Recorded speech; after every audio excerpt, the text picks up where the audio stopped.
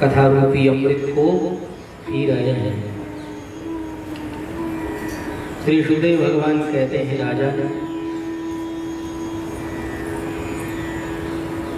एक दिन की बात हमारे भगवान श्री कृष्ण विचार करते हैं और मन ही मन कहते हैं कि जल, थल और फल, इन तीनों पर सबका अधिकार होता है। जल पर सबका अधिकार होता है, थल पर सबका अधिकार होता है और फल पर भी सबका अधिकार होता है। लेकिन कुछ असामाजिक तत्वों ने जल, थल और फल, इन तीनों पर अधिकार कर लिया है, एकाधिकार कर लिया है। तो भगवान ने सोचा कि इस एकाधिकार को मिटाना चाहिए और इन तीनों वस्तुओं को सर्वाधिकार सुरक्षित करना चाहिए। तो सबसे पहले भगवान की नजर गई कालीय नाग पर। कालीय नाग ने जल पर एकाधिकार कर लिया। अब यमुना का जल, उस पर तो सबका अधिकार होना चाहिए, लेकिन इस कालीय नाग ने एकाधिकार कर लिया और एकाधिकार भी ऐसा कि वहां से अगर कोई भी पशु पक्षी जाता है तो उसके विष के प्रभाव से वहीं पर मर करके गिर जाता है। आकाश में उड़ने वाले पक्षी अगर कालीय ह्रद के ऊपर से जाते हैं तो वो वहीं पर मर करके गिर जाते हैं। ऐसा उसका विष का प्रभाव है। काली ह्रद का अगर कोई भी मानव जल पी लेता है, कोई भी पशु जल पी लेता है तो वो वहीं पर मर जाता है। ऐसा इस कालीय नाग का आतंक था। इस कालीय नाग से सब लोग परेशान थे। आज हमारे भगवान ने विचार किया कि इस कालीय नाग को यमुना से निकाल करके यमुना को सर्वाधिकार सुरक्षित करना चाहिए, यमुना के जल को निर्मल बनाना चाहिए। इस कालीय नाग ने यमुना के जल को विषाक्त बना दिया है। हमारे भगवान विचार करते हैं कि अगर मैं दाऊ भैया के साथ जाकर के कालीय नाग को दंड देता हूँ तो हो सकता है कि दाऊ भैया कालीय नाग का पक्ष ले लेवे, क्योंकि जाति पक्ष किसकी नहीं होता, जाति का पक्ष तो सब लोग लेते हैं। कहीं दाऊ भैया भी जाति का पक्ष न ले लेवे। इसलिए भगवान ने विचार किया कि दाऊ भैया मेरे साथ न चले तो अच्छा रहेगा। तो हमारे भगवान ने कल अगासुर को मारा और बाद में हमारे भगवान ने धेनुकासुर के बगीचे में जाकर के पेड़ों को हिलाया और वहां फल गिरे तो धेनुकासुर आया और आकर के बलराम जी को दुलत्ती मारने लगा। हमारे बलराम भैया ने उसकी दुलत्ती पकड़ करके घुमा करके पृथ्वी पर पछाड़ दिया और वहीं पर उसके प्राण पखेरु उड़ गए। और सखाओं ने खूब प्रेम के साथ में उन फलों को खाया। तो फलों पर एकाधिकार किया इस धेनुकासुर ने। भगवान ने धेनुकासुर को मरा करके और फलों को सर्वाधिकार सुरक्षित किया। अब आप बताइए कि यह जो धेनुकासुर है यह गधे के रूप में रहता है, ना तो ये फल स्वयं खाता है और ना ही किसी को खाने देता है। देखिए आपको इस दुनिया में ऐसे धेनुकासुर बहुत मिल जाएंगे, ना तो स्वयं खाते हैं और ना किसी की सेवा में लगाते हैं, बस केवल बैंक बैलेंस कर रहे हैं। अरे भैया तुम्हारे पास में करोड़ों रुपए है, अरबों रुपए है, इन्हें साथ तो ले जा नहीं पाओगे तो क्यों बैंक बैलेंस कर रहे हो, किसके लिए कर रहे हो? इसके द्वारा कुछ धर्म कर लो, कुछ पुण्य कर्म कर लो, क्योंकि वही तुम्हारे साथ चलना है। लेकिन क्या बताएं, बस केवल बैंक बैलेंस ही बैंक बैलेंस करना जिनका उद्देश्य बन गया है उसको अगर हम धेनुकासुर कहें तो कोई अतिशयोक्ति नहीं होगी, क्योंकि धेनुकासुर भी यही करता था, न तो स्वयं खाता था और न खाने देता था। और दुनिया वाले भी अगर यही करते हैं कि न तो स्वयं खाते हैं और न खाने देते हैं तो उसको हमें धेनुकासुर ही कहना चाहिए। दाऊ भैया ने धेनुकासुर को मार गिराया है और आज हमारे भगवान श्री कृष्ण चाहते हैं कि दाऊ भैया हमारे साथ न चले, तो भगवान ने एक उपाय सोचा। मैया यशोदा को जाकर के कहा कि ए मैया, आज तो हमारे दाऊ भैया का जन्मदिन है, इसलिए दाऊ भैया से कहो कि आज यहीं घर पर रहे, हम गाय चराने के लिए चले जाएंगे, बछड़ों को चराने के लिए हम चले जाते हैं, आप तो बस इन्हें यहीं पर रोक दीजिए।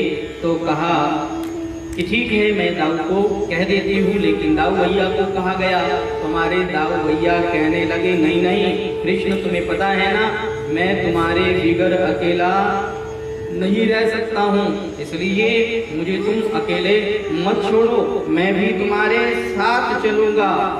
दाऊ भैया जिद करने लगे कि हम तुम्हारे साथ चलेंगे। हमारे भगवान ने एक उपाय सोचा। हमारे भगवान कहने लगे, मैया काका क्या कहा, आपको पता है कल दाऊ भैया ने एक गधे को मार दिया। अब तो दाऊ भैया को बड़ा क्रोध आया, कहा कृष्ण क्या बात कर रहे हो, वो गधा नहीं था, वह कितना बड़ा राक्षस था, तुम्हें पता नहीं है। कहा दाऊ भैया क्यों अपनी झूठी प्रशंसा कर रहे हो, एक गधे को मार करके अपने आप को पहलवान समझते हो। कहा कृष्ण तुम हमारी मजाक उड़ाते हो, हम तुम्हारे साथ नहीं चलेंगे। भगवान मन ही मन कहने लगे, हम यही तो चाहते हैं कि तुम हमारे साथ न चलो। दाऊ भैया को वहीं छोड़ करके भगवान श्री कृष्ण सखाओं के साथ यमुना किनारे आए हैं और यमुना किनारे आकर के हमारे भगवान खेलने लगे हैं। और खेलते खेलते भगवान के पास में गेंद आई तो भगवान ने उस गेंद को काली रथ के अंदर डाल दिया। अब तो मधुमंगल कहने लगा, कृष्णा मुझे मेरी गेंद चाहिए। अच्छा तुम्हें तुम्हारी गेंद चाहिए, मैं अभी जाता हूँ और जाकर के गेंद लेकर के आ जाता हूँ। वहाँ एक कदम का वृक्ष था, भगवान उसके ऊपर चढ़े और उसके ऊपर चढ़ करके भगवान ने तो काली रथ में छलांग लगा दी है। जैसे ही भगवान ने काली रथ में छलांग लगाई है, उधर मैया यशोदा को तरह तरह के अपशकुन होने लगे हैं। मैया यशोदा का हृदय घबराने लगा है, क्या बात है, आज तो कोई उत्पात होने वाला है, ये मुझे अपशकुन क्यों हो रहे हैं। ग्वाल बाल घबराए कि अब क्या होगा। श्री कृष्ण कूद गए काली रथ में, अब श्री कृष्ण वापस लौटेंगे कि नहीं लौटेंगे। ग्वाल बाल रोने लगे, चिल्लाने लगे और मधुमंगल दौड़ा दौड़ा मैया यशोदा के पास आया और कहा, ए मैया, कहा क्या हुआ। कहा श्री कृष्ण काली रथ में कूद गए। काली रथ का नाम सुनते ही मैया यशोदा तो मूर्छित होकर के नीचे गिर गई। अरे श्री कृष्ण और काली रथ में कूद गया, अब मेरा कौन सहारा होगा, क्योंकि काली रथ में कूदने वाला तो वापस कभी जिंदा लौट करके नहीं आता है। मैया यशोदा की मूर्छा दूर हुई, मैया यशोदा तो दौड़ी दौड़ी काली रथ पर आ गई और मैया यशोदा काली रथ में कूदने लगी। कहा श्री कृष्ण ही नहीं रहे तो मैं जी करके क्या करूंगी, मैं अपने लाला के बिगर नहीं जी सकती हूँ, मुझे भी मरने दो। लेकिन दाऊ भैया ने आकर के मैया यशोदा का हाथ पकड़ लिया। ए मैया क्या करने जा रही हो, आपको पता नहीं है श्री कृष्ण के बारे में, आप श्री कृष्ण को जानती नहीं हो। देखो मेरा कृष्ण आज तक किसी से नहीं हारा है और मेरा श्री कृष्ण अभी आता ही होगा, आप तो बस इंतजार कीजिए, मेरा विश्वास कीजिए, मैं आपके सामने श्री कृष्ण को यहाँ पर उपस्थित देखूंगा, आपके सामने श्री कृष्ण आएंगे। दाऊ भैया ने कहा तो मैया यशोदा ने विश्वास किया। सारे ग्वाल बाल रो रहे हैं, इंतजार कर रहे हैं, पुकार रहे हैं कान्हा को और कान्हा इधर सीधे यमुना के अंदर गए और यमुना के अंदर जाकर के जो कालिए नाग सो रहा था उस कालिए नाग को जगाने लगे। नाग पत्नियां कहने लगी, अरे बालक तुम हो कौन? अरे तुम यहाँ जीवित कैसे आ गए हो? यहाँ पर तो कोई जीवित आता ही नहीं है, जो भी आता है मरा हुआ ही आता है। लेकिन तुम्हारे अच्छे भाग्य हैं, तुम अभी विधाता को मरना मंजूर नहीं है तुम्हारा, इसलिए तुम जीवित आ गए हो। अरे तुम वापस चले जाओ, इस कालिए नाग को मत छेड़ो, क्योंकि ये तुम्हें जिंदा नहीं छोड़ेगा। भगवान ने कहा, मैं इसे ही दंड देने के लिए आया हूँ। नाग पत्नियां कहती है, क्या बात है, तुम अपने घर से लड़ कर के आए हो क्या? इस तरह से मरने के लिए क्यों उतावले हो रहे हो? तुम्हें किसी ने धक्का दे दिया है क्या? क्यों इस तरह से मरने के लिए उतावले हो रहे हो? भगवान ने कहा, मरने के लिए नहीं, मारने के लिए उतावला हो रहा हूँ। मैं तुम्हारे पति को दंड देने के लिए आया हूँ। तुम्हारे पति ने यमुना के जल को विषाक्त कर दिया है, इसलिए मैं इसे दंडित करने आया हूँ। कहा, अरे ऐसा नहीं हो सकता है, ये कालिए नाग ये तुम्हें जिंदा नहीं छोड़ेगा। कहा, वो तो बाद में देखा जाएगा, वो तो समय बताएगा। ऐसा कह करके भगवान ने कालिए नाग की पूंछ पर अपना चरण लगाया। कालिए नाग की नींद टूटी और वो तो फुफकारने लगा, और फुफकारता हुआ भगवान श्री कृष्ण को अपनी पूंछ में लपेट लेता है, और पूंछ में लपेट करके वह भगवान को पटकने लगा। और इस तरह से भगवान को पटकने लगा, हमारे भगवान ने अपने शरीर को फुला लिया, और इतना फुलाया कि कालिए नाग की एक एक नस नस फटने लगी। और कालिए नाग की जब नस नस फटने लगी तो उस कालिए नाग ने भगवान को छोड़ दिया, और भगवान कूद करके उसके सिर पर चले गए। अब तो भगवान ने उसके सिर पर जाकर के ऐसा ताता थैया नृत्य किया कि देवता लोग भी मंत्र मुग्ध हो गए। देवता लोग फूलों की वर्षा करने लगे, दुंदुभियां बजाने लगे, जय जयकार करने लगे। बोले आनंद गंद भगवान की। यद यद क्षीरोर ना नमतेंग सदैक शीर्ष्णः। जिस जिस सर को वह नहीं झुकाता है, भगवान उस सर पर जा करके और नृत्य करने लगते हैं। और कालिए नाग अपने मुंह से खून की उल्टियां करने लगा है। कालिए नाग के 101 सर थे, और कालिए नाग उन सभी मुंह के द्वारा उल्टियां करने लगा, उसकी नस नस फटने लगी। और जब वो बिल्कुल अधमरा हो गया, तब नाग पत्नियों ने देखा कि आज तो हमारे पतिदेव मारे जाएंगे।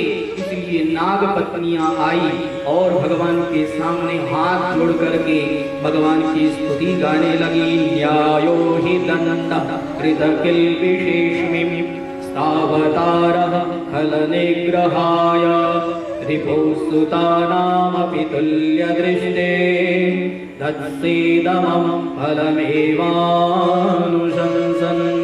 न्यायो ही दंडः। हे प्रभु, आपने हमारे स्वामी को दंड दिया, आपने न्याय किया, बहुत अच्छा किया आपने, जो आपने हमारे पति को दंड दिया। हे प्रभु, ये तो आपका अनुग्रह ही है। अनुग्रहो यम भवता कृतो हिनो में। भगवान मुस्कुराने लगे और भगवान कहने लगे नाग पत्नियों से कि क्या कह रही हो, मैंने अनुग्रह किया?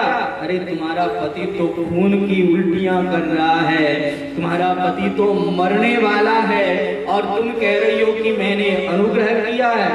कैसा अनुग्रह, बताओ तो सही। तो नाग पत्नियां कहती है कि देखो प्रभु, आप शंकर भगवान पर प्रसन्न हुए तो आपने शंकर भगवान को अपना चरणों तक दिया, गंगा जल दिया आपने। चरणों का जो प्रक्षालन का जल था वह जल आपने शंकर भगवान को दिया, और आप राजा जनक जी पर प्रसन्न हुए तो आपने राजा जनक जी को अपना एक चरण धोने का अवसर दिया। आप राजा बलि पर प्रसन्न हुए तो राजा बलि पर भी आपने अपना एक चरण ही रखा। लेकिन हे भगवान, आज तो आपने हमारे पतिदेव पर दोनों चरण रख दिए हैं।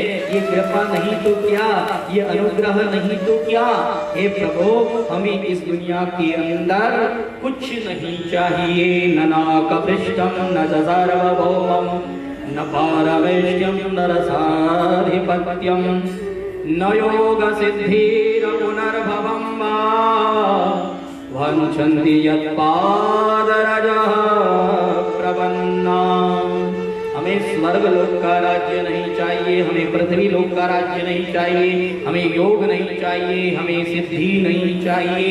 बस प्रभु, हम तो केवल और केवल आपकी चरण धूली चाहती हैं।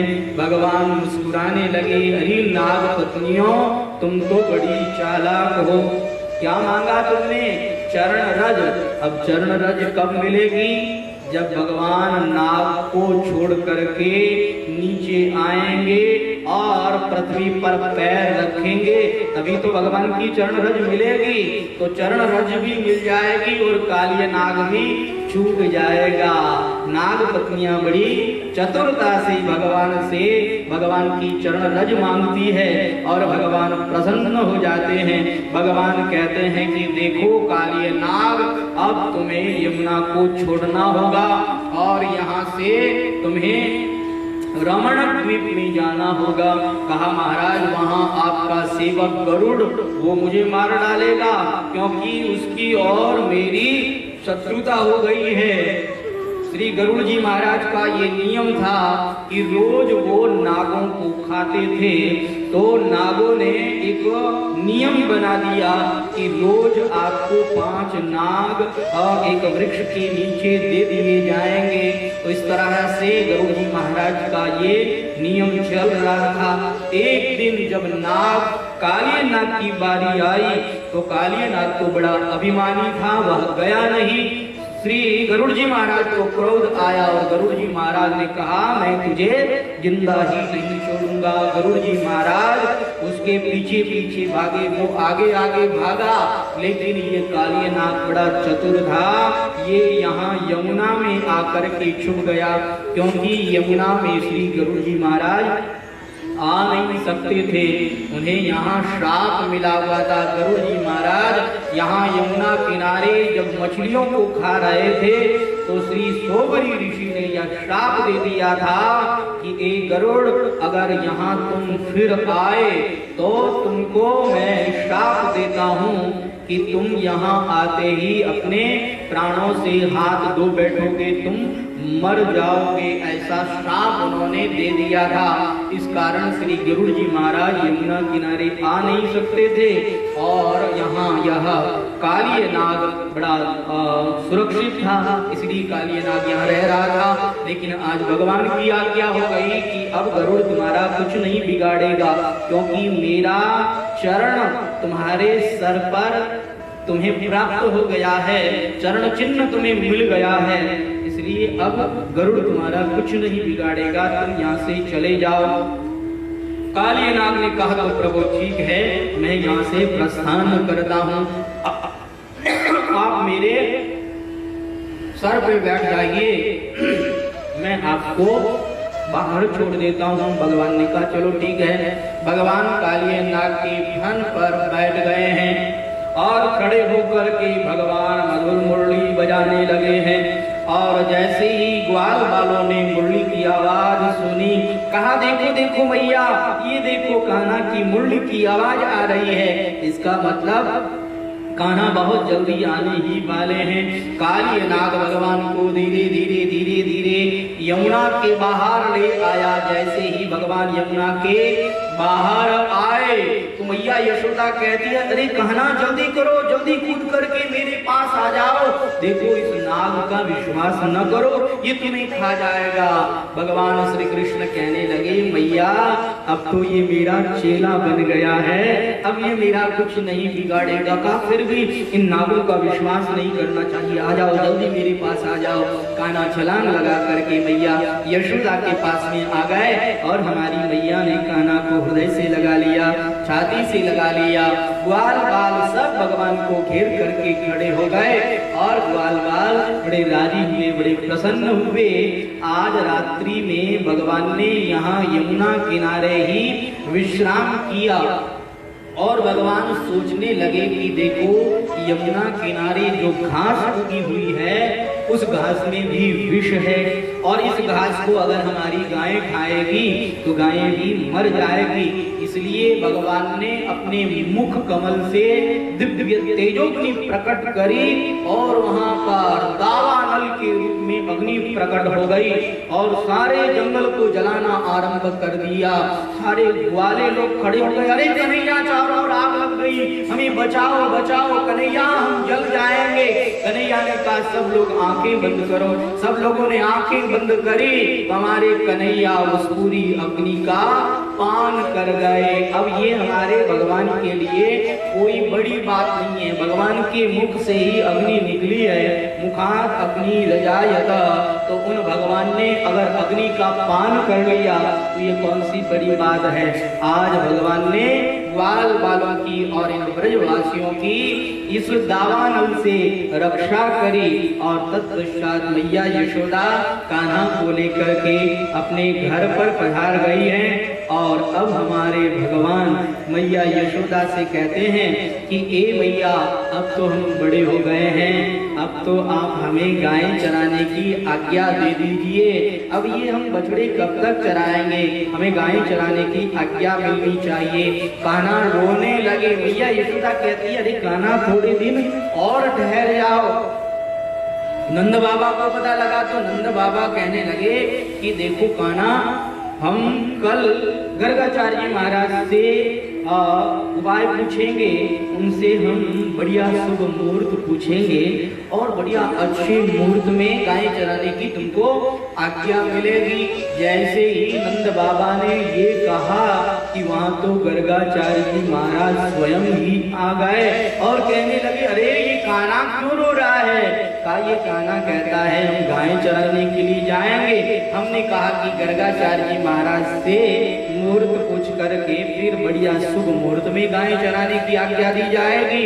कहा चलो अभी देख लेते हैं शुभ मुहूर्त कब है।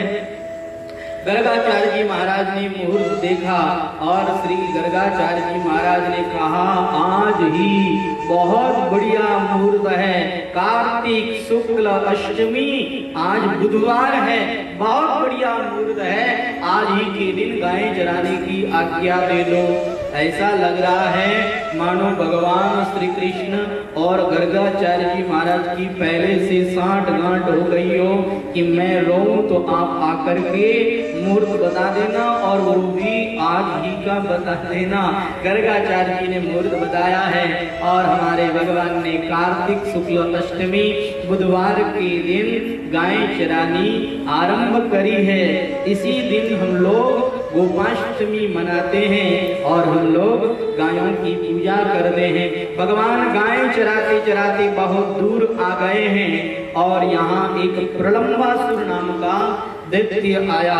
सखा लोग खेल खेल रहे थे और उस खेल में यह नियम था कि जो हार जाए तो हारा हुआ व्यक्ति जीते हुए व्यक्ति को कंधे पर बिठाए और बिठा करके उस पेड़ तक लेकर के जाए, ऐसा नियम था। तो खेल रहे थे, खेलते खेलते हमारे कन्हैया हार गए। तो जैसे ही कन्हैया हारे, कन्हैया ने कहा कि नहीं नहीं मैं तो नहीं लेकर के जाऊंगा। दाऊ भैया ने कहा चलो कोई बात नहीं, मैं लेकर के चला जाता हूँ। और जीता कौन? यह प्रलंबासुर जो कि दैत्य था, परंतु यह ग्वाल बाल का रूप बना करके आ गया। दाऊ भैया ने इसे कंधे पर बिठा लिया और दाऊ भैया इसे पेड़ के पास लेकर के चले गए, लेकिन वहां जाते ही तो दाऊ भैया को पकड़ करके इसने कंधे पर बिठा लिया और यह तो आकाश मार्ग की ओर जाने लगा। दाऊ भैया ने कहा, अरे कौन हो तुम, इस तरह से मुझे कहां ले जा रहे हो? कहा कि मैं तुम्हें अब जिंदा नहीं छोड़ने वाला हूं। दाऊ भैया ने कहा कि तुम जिंदा रहोगे तब मुझे मारोगे। दाऊ भैया ने जोर का एक गुस्सा उस प्रलंबासुर को मारा और प्रलंबासुर के प्राण बखेरू वहीं उड़ गए। बोले आनंद कंद भगवान की। प्रलंबासुर का दाऊ भैया ने वध कर दिया और भगवान श्री कृष्ण के साथ में ये गायें चराने लगे और गायों को चराते चराते हमारे भगवान बहुत आगे आ गए हैं। और अब श्री सुखदेव भगवान कहते हैं कि राजन, शरद ऋतु का समय आ गया है। इस शरद ऋतु में भगवान बड़े प्रसन्न हो रहे हैं और यहाँ हमारे भगवान गायों को चरा रहे हैं। गायें बड़ी प्रसन्न हैं क्योंकि भगवान स्वयं उन गायों को हाँकते हैं। भगवान गायों को मुरली सुनाते हैं। शरद ऋतु में भगवान ने ऐसी मधुर मुरली बजाई है कि गायें उस मुरली को सुन करके देखती ही रह गई हैं और मंत्र मुग्ध होकर के गायें खड़ी हो गई है। ग्वाल बाल भी इस मुरली को सुन करके मुग्ध हो गए हैं और ग्वाल बाल भगवान की बारंबार प्रशंसा करने लगे हैं। बरहा पीडम नटवरवपो कर्णयोः कर्णिकारम् बिभ्रदवासः कनककविशम् वैजयन्तीं च मालाम् रन्ध्रानवेणोरधरसुदया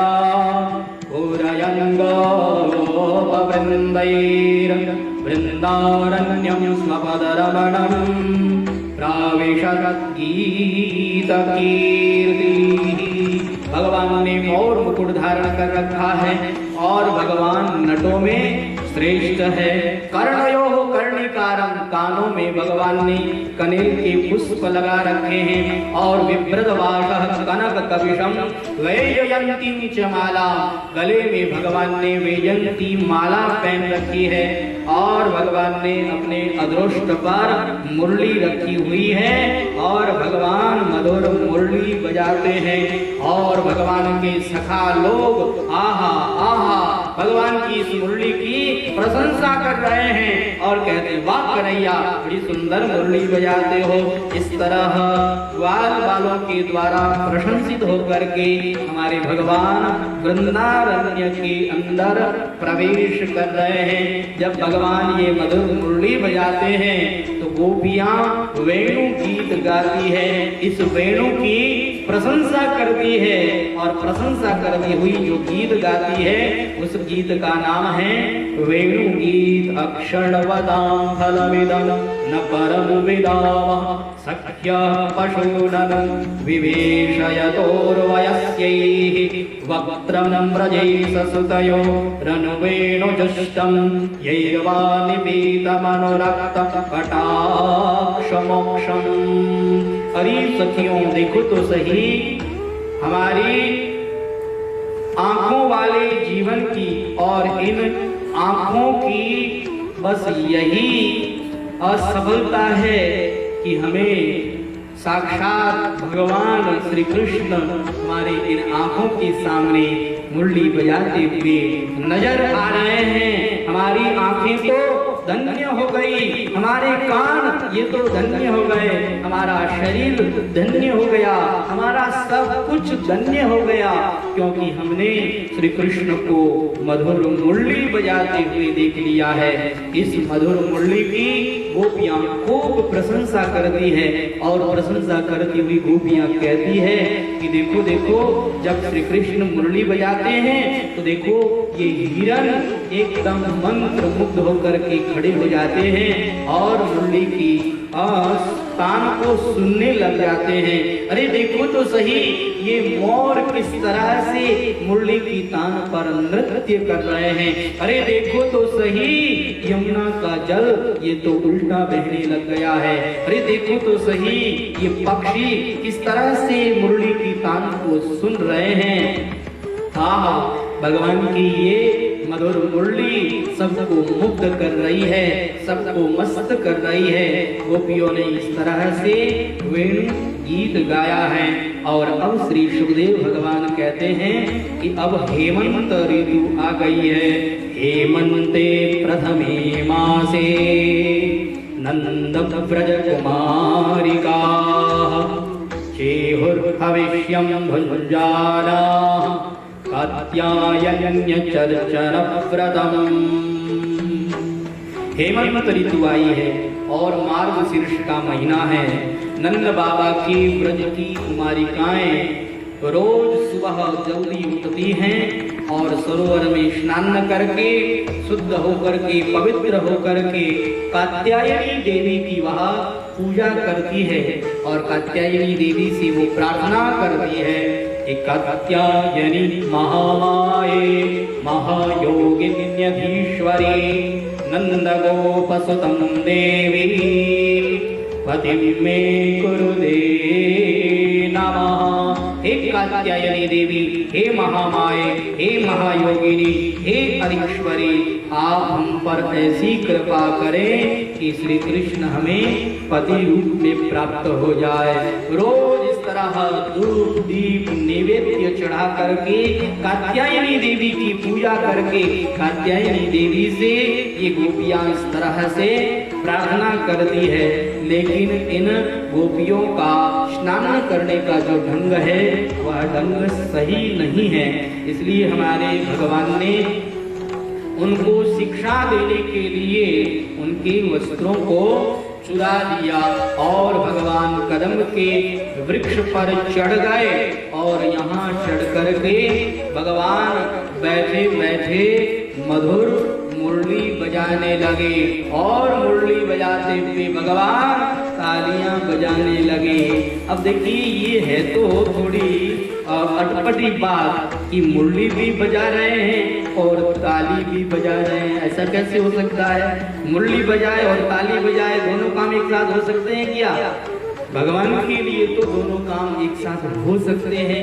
भगवान द्विभुज भी हैं तो भगवान चतुर्भुज भी हैं।